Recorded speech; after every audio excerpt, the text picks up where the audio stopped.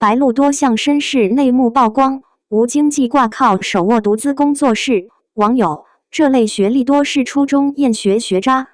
白鹿大概是当下内娱最割裂的顶流女星。镜头里，她是热度稳居榜单前排，影视剧资源接到手软的流量小花，红毯造型精致亮眼，荧幕角色百变吸睛，坐拥千万粉丝，一举一动都牵动娱乐热搜。镜头外，撕开所有星光滤镜，她的底色朴素的离谱。原生家庭是底层工薪阶层，学历饱受全网嘲讽，名下没有任何资本撑腰，更是圈内极少数零经纪公司挂靠的一线艺人。欢迎大家回到我们的华语娱乐频道。最近业内知情人士连带网友深挖溯源，扒出4份铁板钉钉、有据可查的真实资料，没有小道爆料，没有模糊揣测，工商学籍、户籍备案全部公开可核验。这些真相打碎了营销号长久编织的谣言，也撕开了内娱流量行业最真实的生存潜规则。最先引爆舆论的是白鹿干净到反常的事业版图。熟悉娱乐圈行情的人都清楚，但凡站稳2线往上的女演员，身后必有经纪公司兜底。有人签约头部娱乐大厂，背靠资本拿爆款剧本；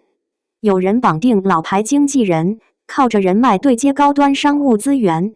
有人拆分股权挂靠投资方，变相换取舆论庇护。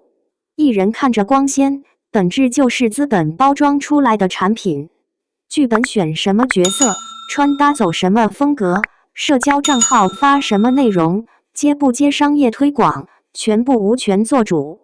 赚来的拍戏片酬，大头上缴公司，还要分摊宣传、公关、运营成本，忙活1年到手收益大打折扣。遇上合约苛刻的，连谈恋爱、私下聚餐都要层层报备，私生活被管束的密不透风。白鹿直接跳出这套行业规则，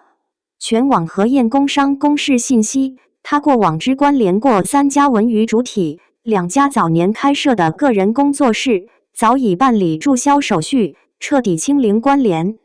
截至目前，他零签约外部经纪公司，零娱乐大厂持股捆绑，没有幕后资本注资，不存在隐形合约牵制。他现阶段唯一对外运营主体是青岛路研文化传媒工作室，圈内人简称路研文化。这家工作室股权结构没有任何猫腻，100%持股人就是白鹿本名白梦妍。法人、风控负责人、财务出资人、日常运营管理人，从头到尾只有他一个人。圈内很多艺人独资工作室，看似本人持股，私下会设置亲友代持、暗股合伙人，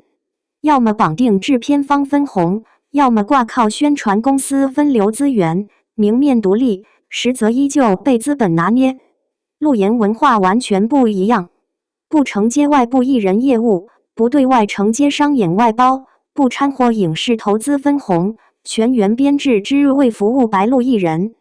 没有第三方公关插手舆论，没有商务中介瓜分佣金，事业方向盘完完全全握在自己手里。这份独立放在爆红女星身上格外奢侈。近2年爆火的85后、95后小花，走红第一件事就是续约头部经纪，哪怕原有合约薪资苛刻，也要挤破头绑定大厂。大家心里都有数，娱乐圈舆论风向变换太快，路人缘崩盘，拍戏翻车，无心黑料，随便一件小事就能毁掉多年事业。背靠大公司，能花钱控评压热搜，能联动媒体洗白舆论，能拦截负面词条扩散。白鹿主动放弃这份保护伞，合约到期第一时间斩断全部外部捆绑，宁愿失去资本兜底，也要换100%事业自主权。不想拍粗制滥造的古偶烂剧本，可以直接回绝。透支路人缘，溢价割粉丝韭菜的美妆代言，扭头就能推掉。流程繁琐，毫无曝光价值的行业盛典，它可以全程缺席，不用对着资本高层赔笑脸，不用配合团队炒作营业，不用牺牲私生活换取资源。火了收益全归自己，凉了后果自己承担，输赢坦荡，这份底气，内娱90%流量艺人都没有。紧随经济真相被扒出的是白鹿被大家忽略已久的本名，全网习惯喊她白鹿。这个艺名清冷简约，自带疏离温柔的氛围感，适配荧幕女星的人设气质。很多观众下意识觉得这是团队精心包装的艺名，本名大概率俗气普通。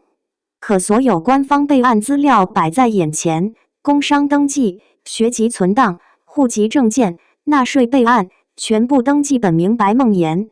讲句真心话，这个名字审美调打娱乐圈大半艺人原生姓名。梦字柔软温润，不会过于凌厉；妍字舒展大气，不会甜腻矫情。组合在一起平仄顺口，没有生僻拗口汉字，没有老旧土气用字，文艺接地气，又不显刻意矫情。看多了圈内改名乱象，更能感受到这份名字的难得。不少艺人原生姓名难听，走红后火速改名，割裂过往履历。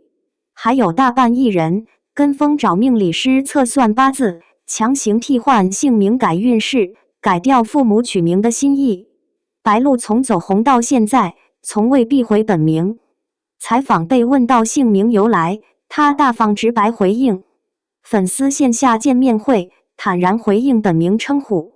官方资料从不刻意美化修饰，不嫌弃原生姓名普通，不刻意割裂平凡出身。名字藏着原生家庭最直白的底色。他父母不是高知人群，没有文艺从业履历，也没有优渥家境加持，但是愿意沉下心，认真给女儿斟酌姓名。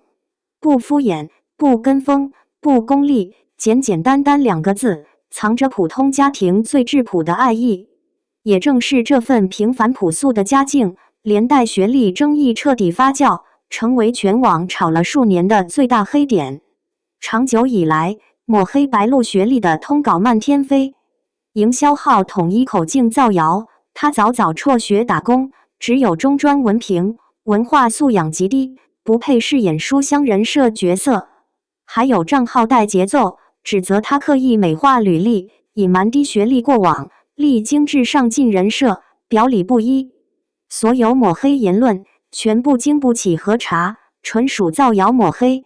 学信网永久留存学籍档案，教育部公开备案，随时可以实名核验，每一项信息都无法篡改。白鹿真实就读履历清晰透明。初中毕业后统招录入5年一贯制全日制大专，就读院校为江苏联合职业技术学院常州旅游商贸分院，主修旅游英语专业，全程在校脱产学习，修满学分合规毕业，学历国家认可，具备完整法律效力。这里必须掰开揉碎讲清楚学制差别，避免网友被外行营销号带偏节奏。很多路人分不清5年一贯制、3+2分段学制、普通职高，随手混为一谈，这3种学籍性质天差的别。5年一贯制招生主体是正规高职院校，学生初中毕业通过官方统招录取，入校当天直接注册大专学籍，5年时间全程在同一所院校就读，中间不转接学籍，不更换就读院校，毕业直接下发全日制大专毕业证，学籍档案连贯无断层。全网抹黑言论里提到的水学历3+2办学模式完全相反。前3年注册中专学籍，就读中职院校，第3年参加转段考试，考试通过才能对接大专院校就读2年。转段失败，直接只能领取中专毕业证，拿不到大专文凭。而且3+2毕业证会额外标注3+2分段字样，学籍天然存在断层。最关键的一点，白鹿就读学制不属于成人自考，不属于函授进修，不属于花钱买证的非全日制学历，更不是中专肄业。实打实统招录取，脱产在校读书，录入全国统一学籍系统，法律效力不分高低。学历实锤曝光后，一条网友热评火速冲上评论区置顶，点赞破万，引发全网两极拉扯。一般都是初中就不喜欢学习，学渣一枚，中考成绩上步了普通高中，就读的这种5+2的中专职高3年，有参加高考的机会，但是成绩又不求行，花点钱就能读个2年的大专学历。身边就有个这样的，初中天天玩，中考数学27分，还是蒙的，上的职高5年后大专文凭。这条热评我反反复复看了5-6遍，特别有代入感，也格外矛盾。不刻意站队洗白白鹿，也不盲目附和网友吐槽，单纯站普通人视角，掰开这件事藏在背后的偏见、谎言、行业乱象，好好聊一聊。首先必须直白戳破，这条热评最大的漏洞，就是把5年一贯制和3+2混为一谈，这也是全网学历网暴的根源。我身边太多江苏本地家长，深耕升学赛道10几年，江苏职教升学管控极严，5年一贯制根本不是花钱就能上的文凭。江苏中考分数线划分极端苛刻，每年都有近一半初3学生无缘普通高中。能够被录取公办院校5年一贯制，中考分数必须达到官方划定专项控制线，分数不达标，交钱找人通通没用。热评里说的花钱混文凭，中考低分随便读，是市面上乱象丛生的民办3+2项目。很多杂牌中职院校招收落榜生，不用分数线审核，缴纳高额学费就能入学，后期对接含金量极低的成人大专。这类学历确实水分极大，社会认可度不高。但白鹿就读的院校是江苏公办正规职教院校，不是营利性质民办技校。学制备案、招生名额、录取分数线全部公示教育局，校方无权私自扩招，教职工无权违规收钱补录。说直白一点，哪怕家里愿意掏钱，分数不够，连报名入口都打不开。不可否认的是，我也不想强行洗白，热评有半句说的特别真实。能读这类学制的学生，绝大多数不是文化课优等生。放在江苏升学内卷环境里，能考上重点高中、冲刺双一流大学的孩子，确实不会选择5年一贯制赛道。走这条升学路的学生，大多初中阶段厌学，文化课底子薄弱，数理化成绩拉胯，中考达不到普高线。这点我敢坦然承认，白鹿大概率初中阶段算不上学霸，甚至就是大众定义里的普通学渣。他没有亮眼文化课成绩，没有优异升学履历，年少读书阶段确实跟不上应试教育节奏。可问题来了，读书成绩普通就要被全盘否定人生吗？全网拿着学历攻击白鹿的人，很多都陷入一个极端误区，默认只有考上普通高中，考取本科名校才算正经出路。但凡踏入职业教育赛道，就是贪玩厌学，资质平庸，前途无望。我老家邻居家弟弟和热评举例的学生一模一样，初中逃课上网，上课睡觉走神，中考数学29分，全部选择题盲填，总分距离普高线差100多分。家里托变关系，最后录取本地公办5年一贯制，主修机电维修专业。所有人都判定他废掉了，读书不行，干活懒散，未来只能进厂打螺丝。结果在校5年，他彻底戒掉贪玩毛病，专业课名列前茅，实操技术远超本科生。毕业直接入职国企设备运维岗位，五险一金齐全，月薪稳定8000往上。反观当年班里几名文化课优等生，盲目跟风报考冷门文科本科，毕业考编失利，在家待业半年。这件事足以说明一件事：应试成绩从来不等于人生能力。再回看白鹿的原生家境，大家更不该拿着学历踩死他。他不是中产家庭出身，没有父母兜底试错，没有家境容错缓冲。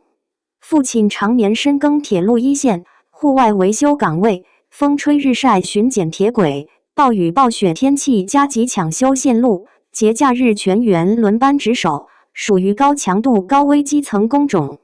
这份工作看着五险一金齐全，稳定性尚可，背后全是常人扛不住的辛苦。盛夏铁轨地表温度50-60度，防护服闷到中暑，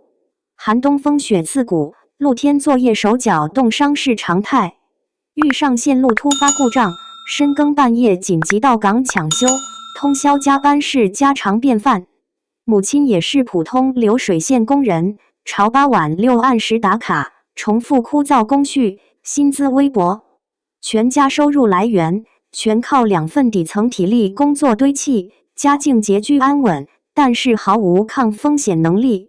换位思考一下，换成我们普通人，投胎在这种工薪底层家庭，读书成绩平平，摆在面前只有2条路。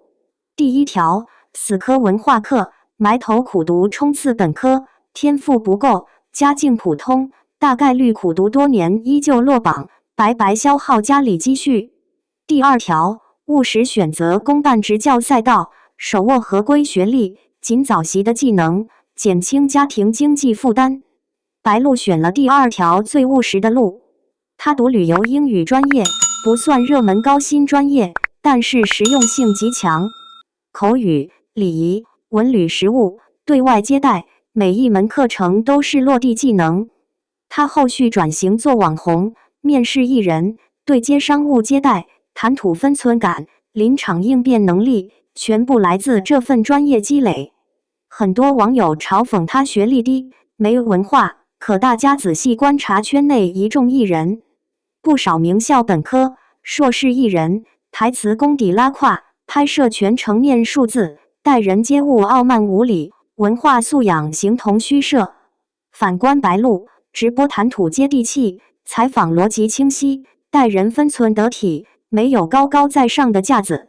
真正的文化素养，从来不是一纸文凭堆砌出来的，是家庭教育、人生阅历、自我约束沉淀出来的。还有一个全网被忽略的细节，结合经济状态、家境、学历3件事联动来看，白鹿身上最难得的特质是极度清醒、极度抗压。他出身底层，见识过父母赚钱的辛苦，知道体力劳作有多磨人，所以早早找准赛道，不靠家里铺路，不啃老，不蹭资源。踏入娱乐圈之后，身处最浮躁、诱惑最多的行业，他没有被资本洗脑。绝大多数底层出身艺人走红，第一件事就是拼命包装履历，美化原生家境，编造书香门第身世，拔高求学履历，隐瞒职教就读经历，签约顶级经纪，挂靠资本镀金，拼命撕掉底层出身标签，生怕被网友嘲讽土气、普通。白鹿从头到尾反向操作，不修改本名，不美化家境，不遮掩大专学历，不挂靠资本镀金，全网所有短板全部公开摊在阳光下，任由大众审视。他当然清楚，坦白学历、坦白家境，一定会招来嘲讽谩骂，会被贴学渣标签，会被吐槽出身卑微，会丢失一部分精致路人缘。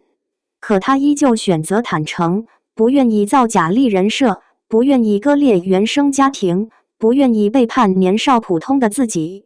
这份通透远比一纸本科文凭珍贵10000倍。我也客观承认，热评的吐槽并非毫无来由，大众反感的从来不是大专学历，而是当下娱乐圈普遍的学历造假风气。这些年内于翻车案例数不胜数。不少艺人明明职高一业，强行营销高考学霸人设；明明函授非全日制学历，洗白成重点高校统招本科，花钱修补学籍，篡改毕业院校，团队联动营销好喜的把观众当傻子糊弄。网友看多了这类造假乱象，滋生逆反心理，只要看到职教出身艺人，下意识判定是混文凭学渣。这种偏见虽然偏激，但是情有可原。普通人厌烦的从来不是低学历，是虚荣造假，欲盖弥彰。恰巧白鹿最出圈的一点，就是她从不遮掩短板。她从来没有对外标榜高学历，从未营销学识过人的人设。全网所有通稿，从未刻意美化求学经历，没有团队洗白学历争议。她坦然接受自己读书天赋普通，坦然接纳底层出身，坦然承受外界偏见，不辩解，不炒作，不卖惨博同情。光是这份心态，就碾压一半内娱流量。另外，抛开学历争议，回看他零挂靠资本这件事，更能读懂他的野心和骨气。底层出身踏入娱乐圈，最缺的就是人脉、资源、背景。正常逻辑，走红之后抱紧资本大腿，换取顶级资源，顺势抬高身价，是最稳妥的捷径。白鹿偏偏放弃捷径。他清楚背靠资本能走得更快，代价是丢失全部自由。要被迫接烂剧消耗口碑，要配合炒作败坏路人缘，要上交大半酬劳，最后沦为资本赚钱工具。他宁愿放慢爆红速度，保留事业话语权，赚干净的钱，拍认可的戏，做真实的自己，不违心营业，不刻意讨好流量市场。放到现实职场里，我们普通人何尝不是如此？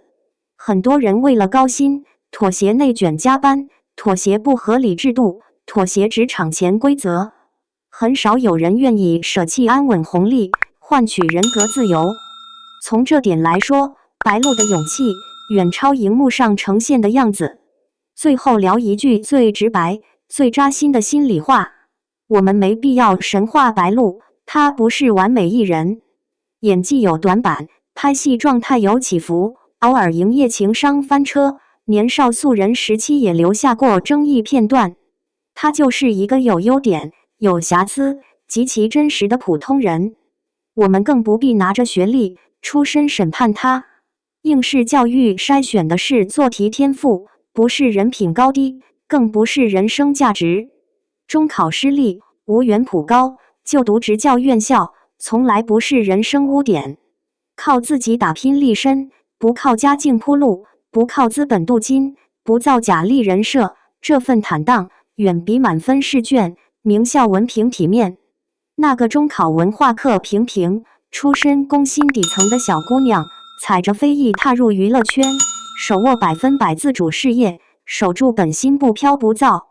换作是你，身处名利翻滚的内娱大染缸，你能做到吗？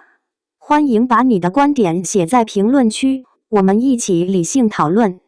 如果你喜欢这种深度解析华语影视与娱乐事件的内容，别忘了点赞、分享这期视频，并订阅我们的频道，打开小铃铛。我们下期节目再见。